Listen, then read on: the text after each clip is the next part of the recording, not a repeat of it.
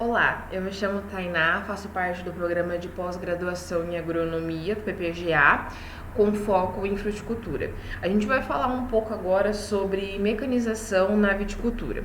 Bom, em 2018, a área de vinhedos no Brasil ocupava cerca de 73 mil hectares e a produção foi de cerca de 1.500.000 toneladas. O Sul, seguido do Nordeste, são os maiores produtores de uva no país. Bom, hoje um grande problema é a mão de obra, a sazonalidade da mão de obra e a qualidade dessa mão de obra para os produtores de uva. Então, automaticamente, a mecanização entrou na produção. E isso não foi agravado só pela falta de mão de obra, mas também tentando diminuir os custos e tornando a produção mais viável. Ela ganhou muito impulso nos últimos anos, principalmente com os pequenos produtores, porque é um custo elevado que você tem para introduzir a mecanização, só que então você tinha, né, os maiores produtores utilizando a mecanização, só que nos últimos anos os pequenos produtores também aderiram a alguns manejos na cultura. Bom, o objetivo dessa revisão bibliográfica foi trazer a importância da mecanização e o quanto que ela pode fazer a cultura crescer e otimizar alguns processos aí durante o seu ciclo. Bom, a gente falou da necessidade dos gestores em burlar a falta de mão de obra e diminuir os custos também da produção. Então, com isso, a lista de tarefas que hoje são realizadas de forma mecânica cresceu muito. A gente tem a poda, a gente tem a colheita, a gente tem a adubação, a gente tem a colocação de mourões e várias outras coisas que são realizadas e vários outros manejos que são realizados com a mecanização. Bom, uma coisa que também atraiu muitos produtores e que se observa é que de forma manual alguns manejos não são tão uniformes quanto quando realizado de forma mecânica. Então isso também fez com que os produtores ampliassem os manejos mecanizados na viticultura.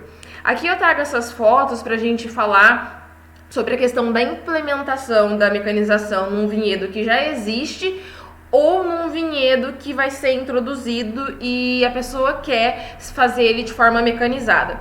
Tem que se observar o seu relevo, né, o seu declive, o seu solo, tem que se observar a cultura que você já utiliza ou que você quer utilizar, a altura, espaçamento. Então é importante não só investimento nos maquinários, mas também no conhecimento para que você tenha assim 100% do retorno do investimento, né, que você vai fazer, que não é barato, avaliando se você está de forma adequada para a utilização do maquinário.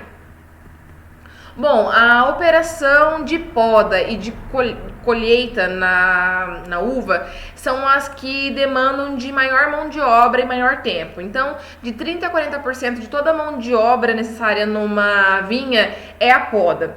E quando você coloca de forma mecanizada, cerca de 25 horas por hectare podem ser otimizadas, então é muita coisa. Assim, a gente consegue perceber, né, com o objetivo dessa revisão, foi mostrar o quão é importante a mecanização na viticultura, como ela tem que ser ampliada, como estudos devem ser feitos em cima disso, e o benefício, ele não é só para o produtor, mas para toda a cadeia produtiva, porque você tem, assim, uma fruta de maior qualidade, você tem como aumentar a sua produção, né, porque você vai diminuir as horas de trabalho por cada operação que é necessária, né, ao longo do ciclo da cultura.